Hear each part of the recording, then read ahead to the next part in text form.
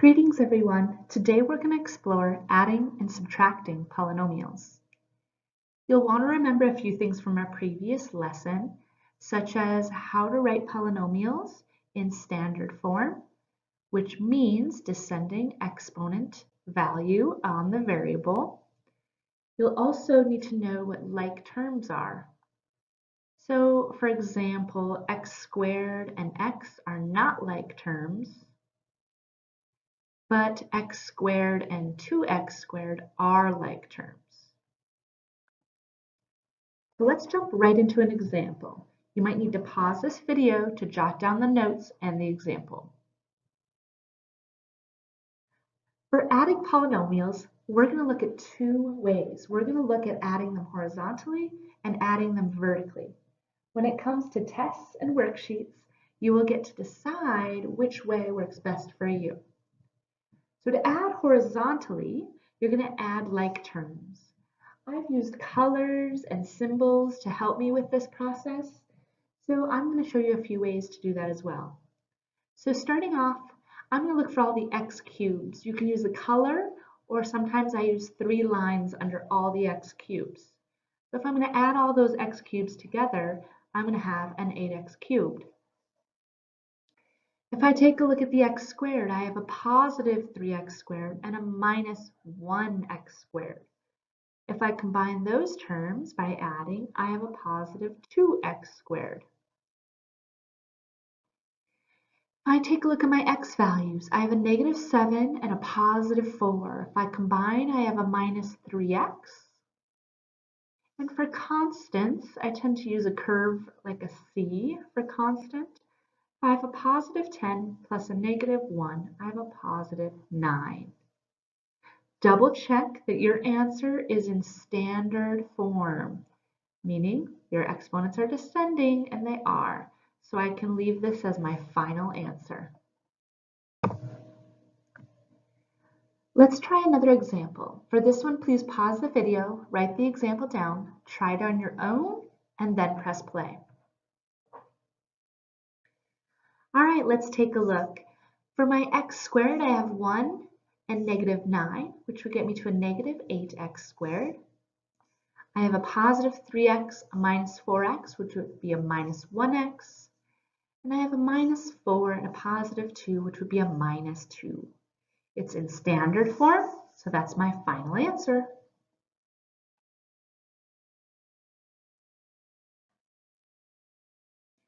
All right, let's take a look at subtracting horizontally. You might need to pause the video to jot these notes down. When subtracting polynomials horizontally, you must first distribute the negative to all terms. There are a few different ways to read through and solve these, but this step is what I recommend. I see the least amount of errors when we do that. So we're going to take that negative and we're going to distribute it onto each term. So to start off, I now have a 3x squared plus 8x minus 4 minus 2x squared minus 5x plus 9. Okay, so now that I've distributed the negative, meaning it changes all the signs in the second parenthesis, now I can continue. I now have a 3x squared and a minus 2x squared. Combine those, I have a 1x squared. I have a positive 8x and a minus 5x. That gets me to a positive 3x. And I have a minus 4 for a constant and a positive 9. So I have a positive 5. All right, so there is my final polynomial. Please pause this video, jot this example down, try it on your own, and then press play again. First thing I need to do is to distribute that negative sign to the entire second parenthesis, which means I have a minus 10x squared, a minus 7x, and a minus 4. So now if I look to combine like terms, I have 8x squared and minus 10x squared, so you should have gotten a minus 2x squared. I have a positive 12x and a minus 7x, which leaves me with a positive 5x. I have a minus 3 and a minus 4, which is a minus 7, and that would give me my final polynomial. Now let's take a look at the second option of vertically. In order to add polynomials vertically, you want to line up the like terms by place value. So again, if you have them in standard form, that works out pretty nicely. So for example here, I'm going to do old school adding, I always call it. An addition bar, a plus sign. I'm going to have a 5x cubed and I have a 3x cubed. I'm going to use the same colors. I have a positive 3x squared and a negative 1x squared. I have a minus 7x and a positive 4x. And I have a positive 10 and a minus 1. So to add vertically, I just do old school adding. So if I have a positive 10 and a negative 1, I have a positive 9. If I have a negative 7 and a positive 4, then I have a minus 3x. If I have a positive 3x squared and a minus 1x squared, then I have a 2x squared. And if I have a 5x cubed and a 3x cubed, then I have an 8x cubed. So that is written in standard form because of the way I set it up, and therefore that is my final polynomial. All right, what if I'm missing a place value? Meaning if I go to line them up vertically and I have an empty spot. If I have an empty spot, you can replace that empty spot with a 0.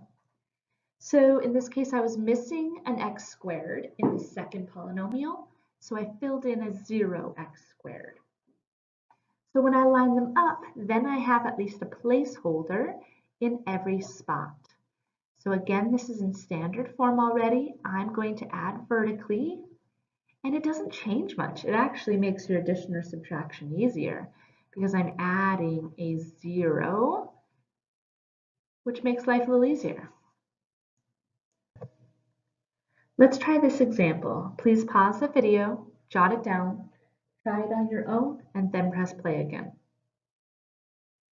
So in this example, when I go to line up my like terms, I have a negative 9x squared, a positive 2, so you'll see I have a gap there. So that's where I fill in my plus 0x as a placeholder. So now when I add 1 plus negative 9 is negative 8 squared, 3 plus 0, and negative 4 plus 2. So I'm okay if you leave that placeholder just open as well, but you have to recognize that there is a value there. It just happens to be 0. Let's take a look at how to subtract polynomials vertically. You might need to pause this video to jot down the example, and then we'll work through it together. All right, if I line this up vertically, I have a 3x squared, a positive 8x, and a minus 4, so it's already in standard form. My second polynomial is a 2x squared, a positive 5x, and a minus 9. So when I am subtracting, I need to pay very close attention to subtracting each time. So if I take a look, I have 3x squared minus 2x squared, which is a 1x squared. Be careful now. I have an 8x minus a 5x, which is actually a 3x. And I have a negative 4 minus a negative 9. Think of how that reads. Negative 4 minus negative 9. That is actually a double negative. So that becomes a positive 5. So think about subtracting. Say it to yourself each time in order to arrive at your final polynomial. Let's try another example on our own. Please pause the video, work on the example, and then press play again. All right, so if I'm going to subtract these, I'm going to show both ways because I didn't specify which way. If I choose horizontally, then that means I need to distribute that negative to everything in parentheses. Remember, a double negative becomes positive. Then I take a look at my like terms, and I have a negative 3x squared. I have a positive 2x. And I have a positive 2 and a negative 4, which will become a negative 2. If I chose vertically, then I'm looking at a 5x squared plus 0x plus 2, and I'm subtracting 8x squared minus 2x squared plus 4. So let's read through this. I have 5x minus 8x squared, which is a minus 3x squared. I have a 0 minus negative 2. Careful here, 0 subtract a negative becomes a positive 2x. And I have 2 minus 4, which is a minus 2. So if I look, no matter which way, I arrived at the same polynomial. So at this point, this is when, if you're not directed otherwise, you can choose which method works for you. Couple of quick questions. You don't need to jot these down. If I'm looking at this polynomial based on a previous lesson, what's my degree? It would be a 5, fifth degree, because that is my highest exponent. So if you're absent, that'll be helpful. The standard form of a polynomial is when the degrees do what from left to right? Standard form means that's when the degrees decrease from left to right. And by degrees, we mean exponents, right? Any polynomial with a degree larger than 3 is named by its what? It's named by its highest degree. So just like in the previous example, we have fifth degree polynomial, okay, versus a monomial, binomial, trinomial. Then we get into fourth degree polynomial, fifth degree polynomial, sixth degree polynomial, and so on. When adding or subtracting polynomials horizontally, what do you do with the like terms? You combine them. When subtracting polynomials horizontally, you must distribute the what to what terms? We're going to distribute the negative to all terms. One more. When adding or subtracting polynomials vertically, what do you need to do with the like terms? You need to line them up. And if a place value is missing, it really means what? It means there's a 0 there. Alrighty, that's our lesson on adding and subtracting polynomials. Make sure that you check Google Classroom for what your expectations are following this lesson.